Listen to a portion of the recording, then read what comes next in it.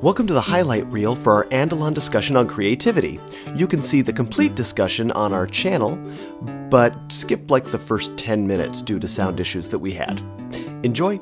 Jeff, when it comes down to you, I mean, you've been a musician and a songwriter and an actor, and right now, you know, we're plugging the book because it's going to be coming out soon.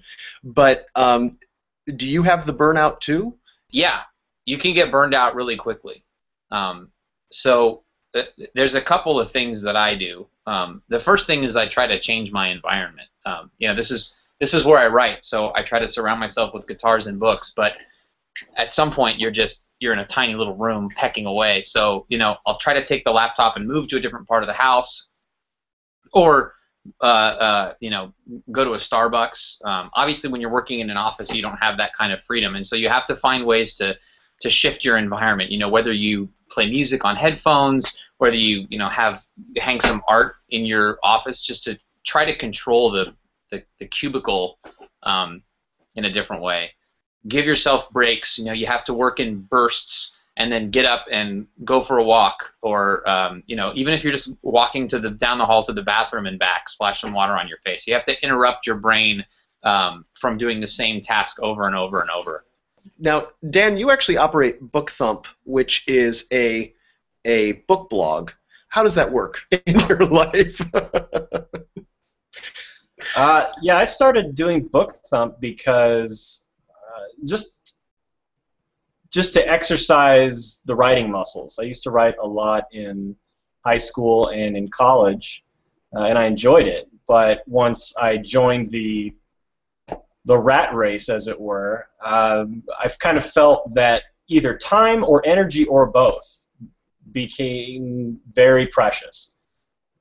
It's just mental exercise, really, and it's none of it. I don't do any creative writing, or no, fictional writing, I should say, like Jeff does. But it helps. It helps just keep the brain limber to write anything about something. Just write something. I mean, I think Jeff will probably tell you that. In any author, just write. Doesn't matter what it is, even if it's garbage. Just write something down, and you'll get better as you go.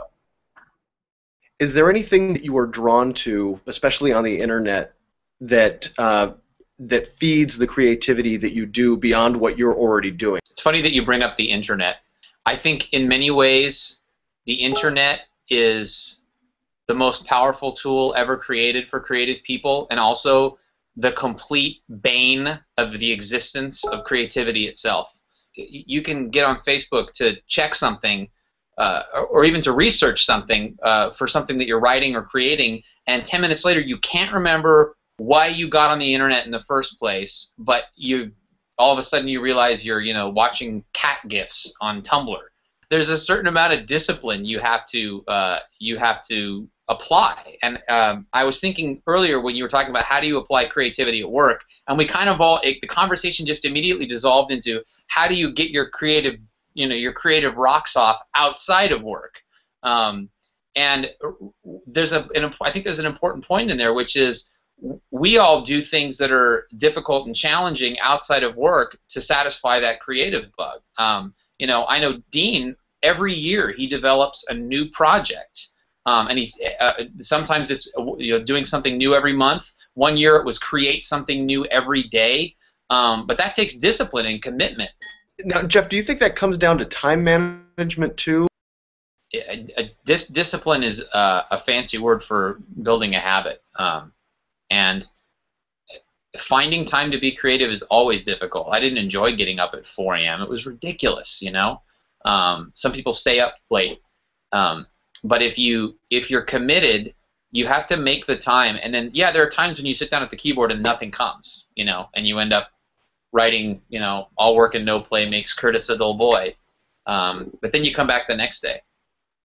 In my life, because I do spend a lot of time at work, and I've got there's not a lot of free time in my day, so I really have to make the effort to use that time to the best of my ability. So even things like just while I'm commuting, I'm listening to podcasts instead of just listening to music, or listening to audiobooks.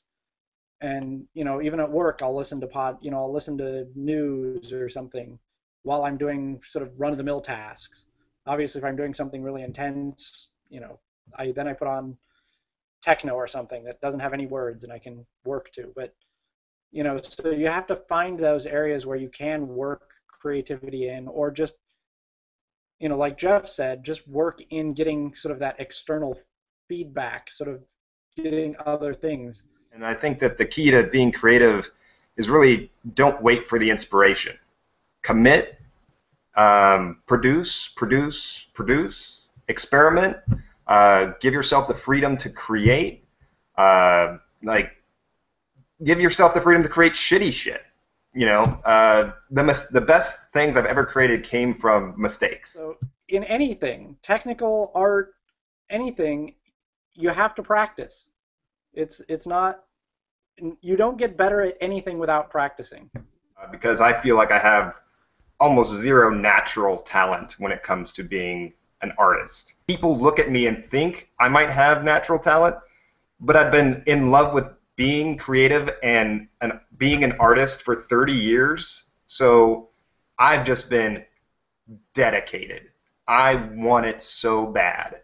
So I switched gears halfway through college and went, all right, what is the most creative job I can find that gives me a paycheck? And so I found graphic design. And I'm like, oh, wait, you're paying me to be creative, but with the splash of logic and commercialism in there. And it's like, okay, well, you're going to tell me how to be creative in a very loose way, and I'm going to give you what I have. All four of you so far have said something along the lines of just go, practice, just write, just program, just draw, whatever it is, just keep doing it. I think one thing that stops creativity in its tracks, more so than internet cat videos, is fear. Do you guys personally experience any kind of creative fear when you are doing what you do? I don't give a fuck. I do it for myself, and if other people enjoy it, more power to them. But yeah, I don't aim to get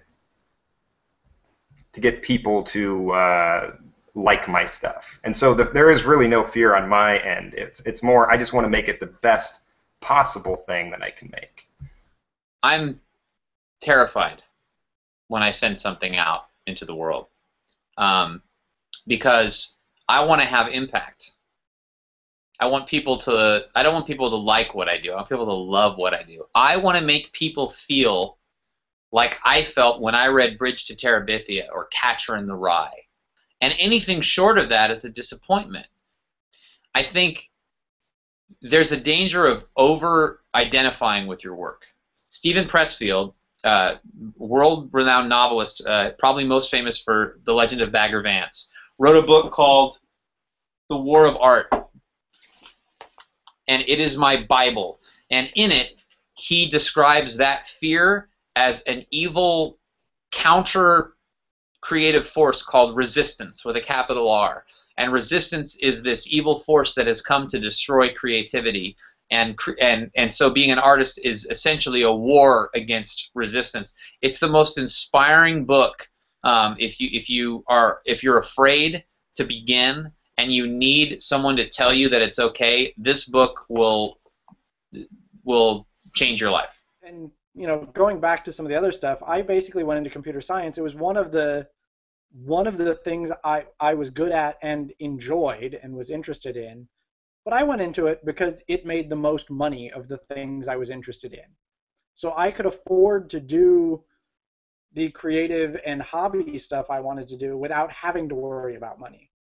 I don't have to earn a living with my creative endeavors. I can do what I enjoy and not have to worry about it. So that's, not to diss anyone who is making a living on creativity, but just because you can't make a living on whatever your creative fix is doesn't mean you should give it up.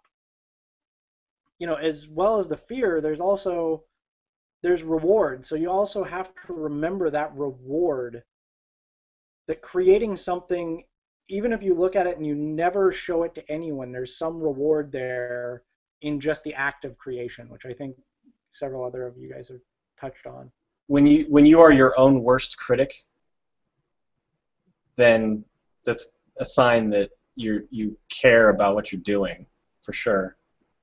And I would say anyone who doesn't think that they are a creative person, if you've ever had to solve a problem, you're being creative. You are creating a solution. Some of my coworkers, when I was talking to them about this, they said, "Oh, I'm not a creative person," but I think that they are, because what we do every day, particularly at my company, is very creative. We're just not making music. And that's exactly what I wanted to be able to get to, was that the idea of being creative isn't just for the arts, although that is definitely a dominant representation of creativity, or what we think of as creativity. But the idea of creativity and the act of being creative is not restricted to just the arts. It's like you said, anytime you have to solve a problem. And in relation to the fear question, I always found that my fear drove me to actually excel beyond a certain point, because I was scared of not being able to achieve what I needed to achieve. I actually think fear can be a motivator, as long as you're brave enough to go on the ride that it's kind of leading you down. I've always kind of used that same kind of theory, where the fear is what drives me. It's that feeling of, wow, I'm not worthy of what I have, so I better make myself the person I should be.